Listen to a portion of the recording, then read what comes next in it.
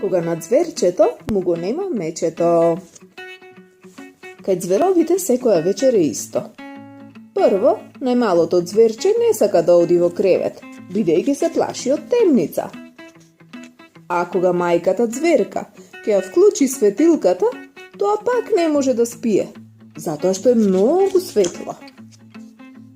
Не може да си ги измени забите, бидејќи за тоа е преморено. А кога татко му звер му помага, тој пак не може да спие, бидејќи е гладен. А денеска е особено лошо. На зверчето му го нема мечето. Без моето мече јас не можам да спијам, се жали тоа. Мама и тато почнуваат да го бараат мечето. Под креветот, зад креветот, покрај креветот, под каучот, зад каучот, покрај каучот. Ама мечето го нема. Каде си играше ти со него? Прашува мама. Ама зверчето плаче на цел глас. Јас се плашам да спијам без него. Наскоро, од соседната пештера доаѓа соседката зверка. Каква е оваа врева? Вика таа, но веднаш потоа помага во потрагата. Таа бара покрај тепихот, над тепихот, под тепихот, бара покрај перницата, под перницата, над перницата, ама мечето го нема и таа си оди.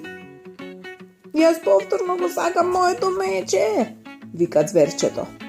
Многу е чудно што едно малечко може толку гласно да вика. Тоа вика толку гласно што слушнаа баба зверка и дедо звер, а дури и фризерот звер и полицаецот звер. И сите го бараат мечето. Под трициклот на зверчето, покрај трициклот на зверчето, под нокњата масичка, покрај нокњото масичка, во нокњото масиче. Тие бараат насекаде. Од толку многу барање, тие не ни забележаа дека зверчето одеднаш стана многу тивко. Тоа се качило на високиот шкаф и одгоре наблюдува како сите го бараат мечето. Како само сите ползат, како нивните глави да се кријат низ аглите од собата, а опашките им леткаат над нив. Колку тоа изгледа смешно кога се гледа одгоре. За жал, на зверчето му се приспа. И кога посака да се стутка горе на шкафот, оп, тоа седна на мало бело мече.